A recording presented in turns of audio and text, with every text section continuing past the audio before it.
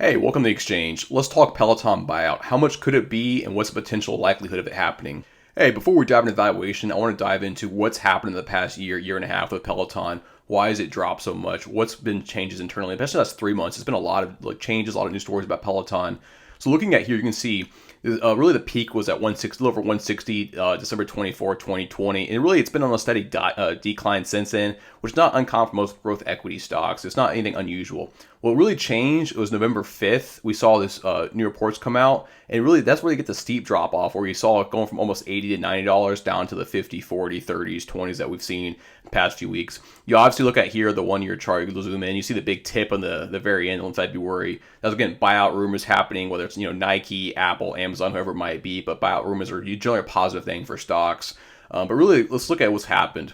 So November 5th, this report came out. They reported, hey, they're freezing hiring, they're slashing their forecast, and the shares dropped 35%. I mean, it really came out of nowhere. It was definitely, the forecasting drop was definitely not a huge surprise, but slashing your hiring usually is a bad sign. Usually it's a sign of distress or, hey, you totally misallocated the market. And really what happened was Peloton, they doubled their actual staff in the last year. We're from about 3,000 to over 7,000 people. And the issue there is that it's just they mistimed the forecast right there. And that's why you see, hey, we tried to grow with the market, this kind of COVID world. They mistimed it, and you've had these major issues going forward. But yeah, that's been really the big sticker headline we've had in the past 3 months. You saw here, this is from January 2022. This is literally from a couple weeks ago. So they halted production of bikes and treadmills as demand wanes, which Peloton's in a weird case where, unlike most industries where have supply chain issues, they actually have plenty of inventory. Their inventory is absolutely fine. I believe it's $1.5 billion worth of inventory on the books right now, which is ready to ship to customers. It's good to go, which is very unusual right now. So you look at overall their growth plans, and it shows hey, they're at least the hardware lines. It may not be growing as fast as they wanted to grow overall. And then finally, look at this. This is the actual. This actually came out on January 16th. So they're tacking on hundreds of dollars of fees for their bikes and their treadmills, basically for delivery fees or almost like a delivery upcharge, citing inflation there. Inflation is definitely an issue. The really bigger issue is also they dropped most of their prices down a little bit for some of their hardware lines. So maybe they're trying to recover prices. Maybe they realize they dropped down too far. They're getting cash tight potentially, and maybe they're trying to recover some of those fees going forward. But again, this came out February 4th. Peloton stock surges on reports of Amazon and Nike, potential buyout rumors. Again, this is all conjecture. It may not be happening. Who knows? One thing to recognize is it came out February 4th. So in any kind of buyout, you're going to have basically what's called a quiet period. Typically, it's time where people are under NDAs, non-disclosure agreements.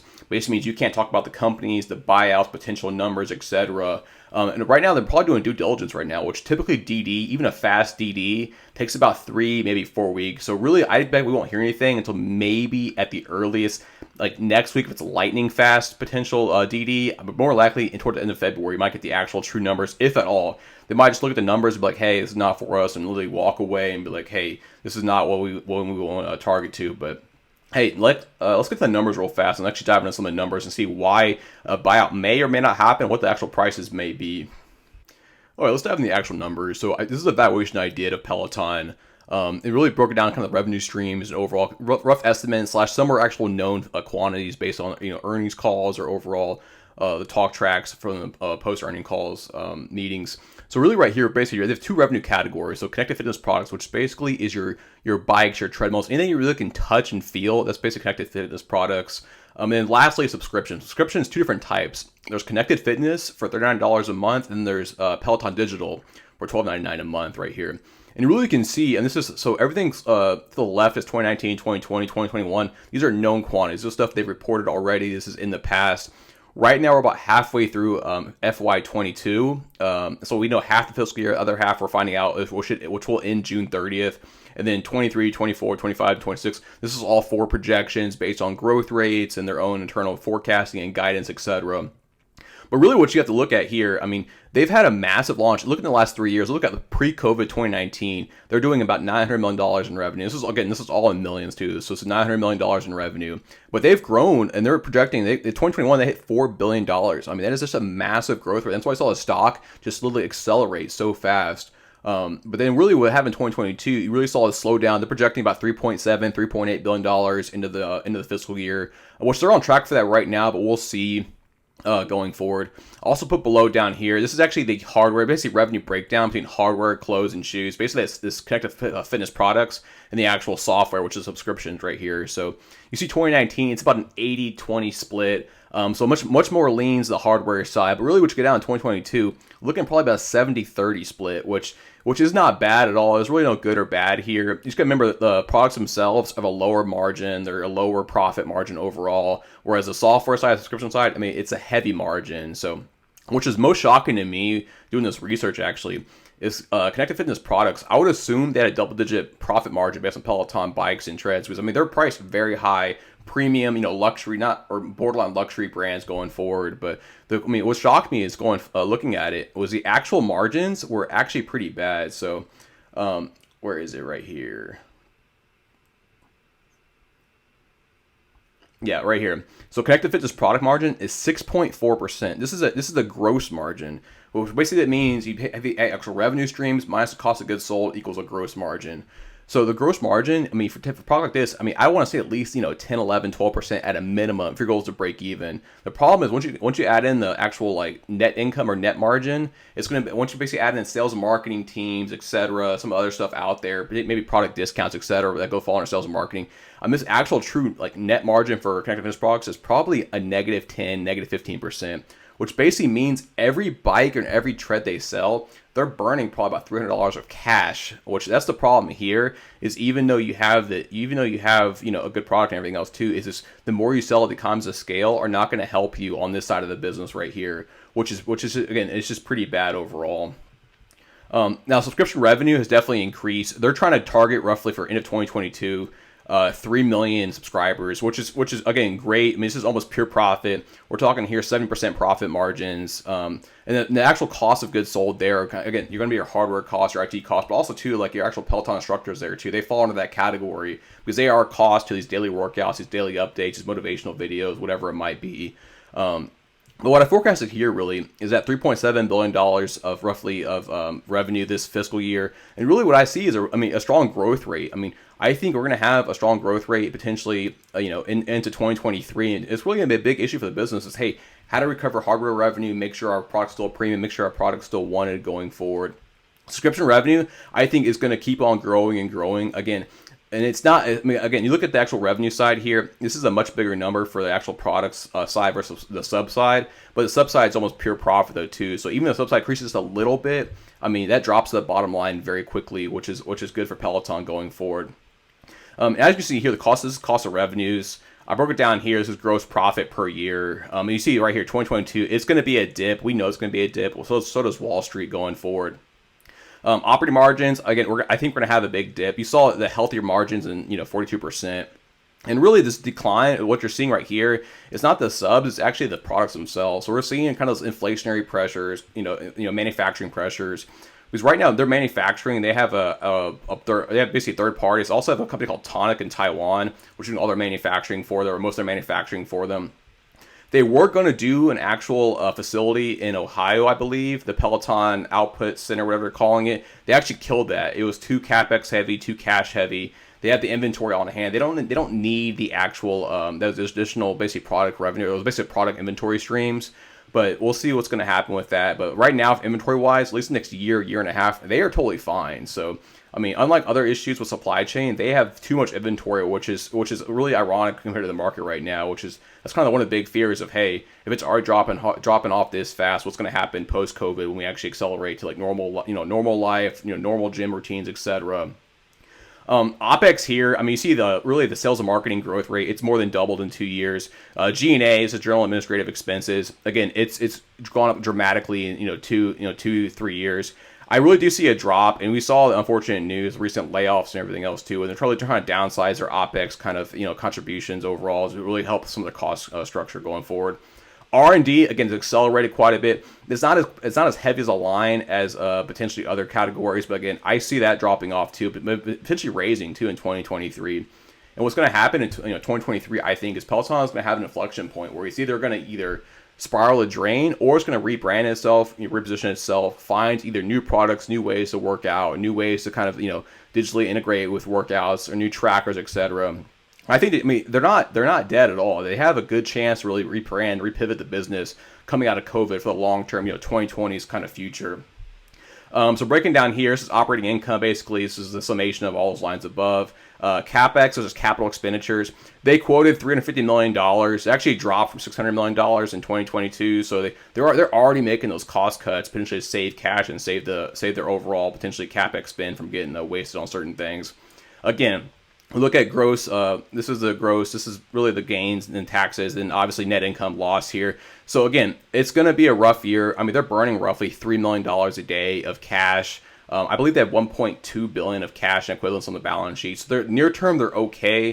2023 is a potential. I didn't work the actual numbers themselves for the cash, but they potentially might have to do either a raise, either another bond offering, or potentially a stock dilution. We'll see. That's all conjecture. Don't quote me on that, but we'll see what's going to happen here. But basically, my model showing right here, even with the sub growth and everything else too, I mean, they should be profitable by 2025 on a net income basis. If they drop their CapEx and some of their other spendings or OpEx spendings down, they have a potential chance in 2024, but we'll see what's going to happen from there. So what I did there, is I took FY2026 operating income to an EV multiple. Basically, it's an enterprise value over EBITDA multiple. So it's basically saying the company as a whole, what is it worth, and what's the actual cash flow per year of those earnings. I gave it a fixed 15x multiple. It is getting an enterprise value of $8.6 billion. Assume the cash equivalents of $1.4 billion, which that could be off a little bit. We'll see in 2026. Long-term debt, right now I think they're at $800 million of long-term debt. I assume $1.5 billion of long-term debt. Gave me a current market cap of 8.4 trillion. Correction, 8.4 billion. Stock dilution, this is like stock employee comp plans. This is a little higher than most companies would have. I said 3%. Just to assume, hey, you just fired off 20% of your employees. The ones that remain are going to want either compensation for staying or maintain their loyalty, etc. A stock is going to be more, it's cheaper right now, so it's going to be more expensive to give out some of the equity going forward. And what this is basically saying is, hey, in 2026, we're going to have 344 million shares outstanding across the entire company. And this is all assumptions. So take the market cap divided by 344 million shares.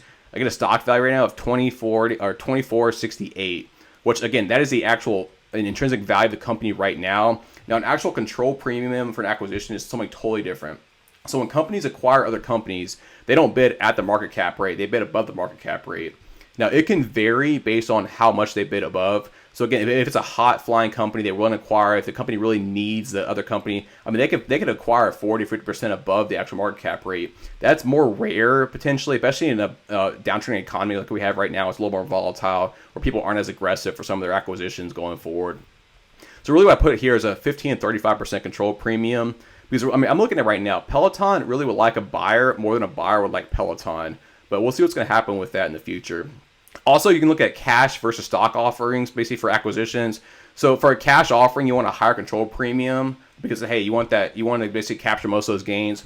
Whereas a stock offering, let's say like Nike offered them, hey, we'll do a 100% in stock, basically acquisition. You can actually do lower control premiums there, but basically what you're getting as a Peloton owner, you're getting those future Nike potential stock basically increase or stock growth going forward. So at that point, you might take a lower control premium just because, hey, you see the future cash flow, the future earnings, the future growth rate of your stock might be worth it in the long run. So what I did right here, basically, I took these 15 and 35%, made it into a high-low potential.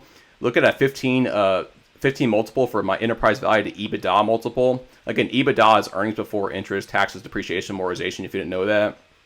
So the low price I'm getting is $28. The high price is $33. This is for an acquisition price. Again, that's well below the current trading value. So again, we're kind of above that range.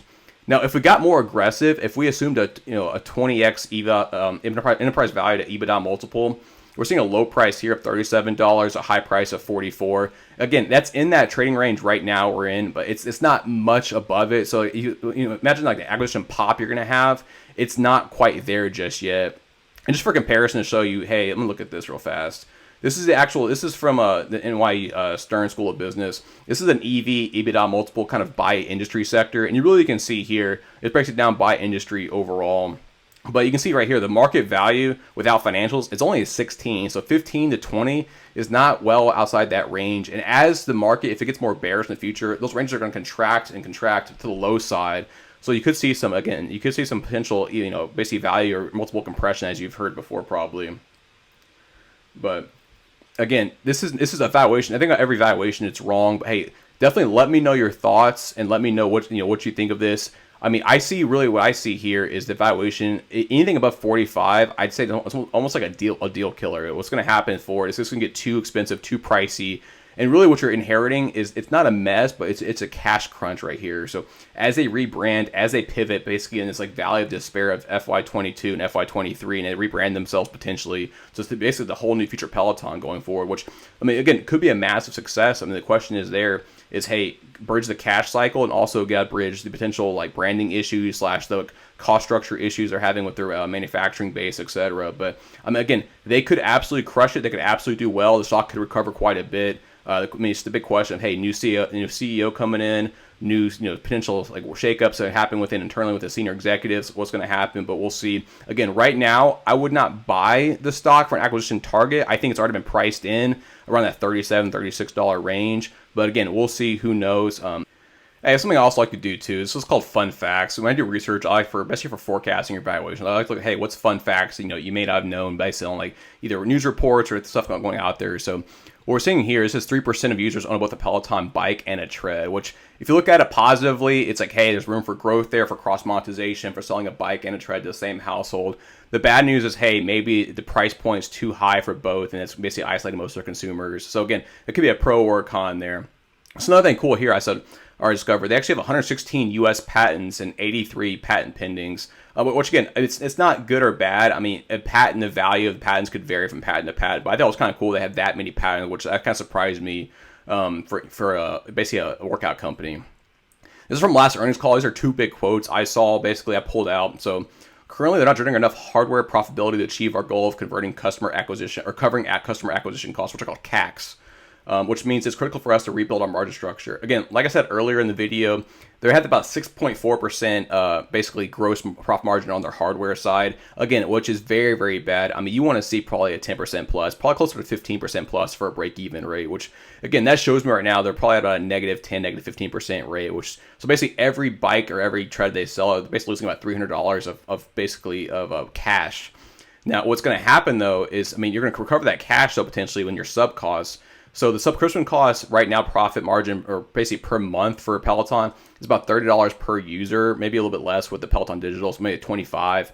So again, what you're seeing here, it takes about a year or so to basically recover the break-even rate between the cash expenditure and the cash coming in from the subs. Now, which again is fine if they have the cash on hand. They can basically recover that, basically bridge that gap there between the actual new buyers and the actual true like older buyers. And again, their churn rate right now is 0.8%, which again is fantastic. That's why the company itself is very, I think, okay. Because with the churn rate, they're very loyal subscribers. They love Peloton. There's a Peloton kind of, it's almost like a cult in a way. But yeah, financially they're fine. But I think that's what I see right now. It's almost like a short-term bridge they have to cross with both their cash and their branding to really cross this FY2022 and FY2023 chasm right there. Second statement right here. This is from the last earnings calls too. The proven operating cash flows going forward are much higher than normal inventory balances this year, obviously creating significant cash headwinds in fiscal year 2022. So basically, what we're saying here is, hey, we have inventory on hand. It's basically dropping our cash conversion cycle down. Basically saying, hey, our cash coming in, our cash going out. Right now, we have a lot more cash going out than cash coming in, which is a problem for most companies, going forward. Given our current inventory is non-perishable and non-seasonal, we expect to sell it at full price. As we work down our inventory balance, we could see our considerable cash flow tailwind in fiscal year 2023. All he's saying there is, hey, we have inventory on hand. We basically pre-bought this inventory in FY22, FY23. We basically clear it out at full price as people get back more into Peloton, and from there we basically hit more cash coming in. Now, what he said here is non-perishable and non-seasonal. Basically, what he's saying there is not a seasonality business, but there actually is quite a bit. If you look at Q2 and Q3, those are kind of your hot Peloton periods. Basically, what that is for them is it's Q4 retail. So it's basically October to December and then January to March. Everything like pre-holidays buying, and also post-January 1st, hey, workout goals, fitness goals, etc. That's kind of their peaker seasons of the year. So again, which we'll see what happens with that. Now, for being overall non-perishable, the big fear they have is, hey, they have to actually potentially drop prices permanently what's their current inventory, which I think is $1.5 billion. What that would lead to is actually a write down or a basically a charge down of the current inventory holding. So that current asset on their balance sheet also would drop down, let's say even 10%. I mean, you're talking hundreds of millions of dollars of inventory sitting there, potentially getting the charge down, which again is bad for them, it's bad for the business. But that's just a fun fact I saw. Again, let me know your thoughts. If you like the video, hit subscribe. Shoot me a like if you want to too as well. But yeah, have a good day.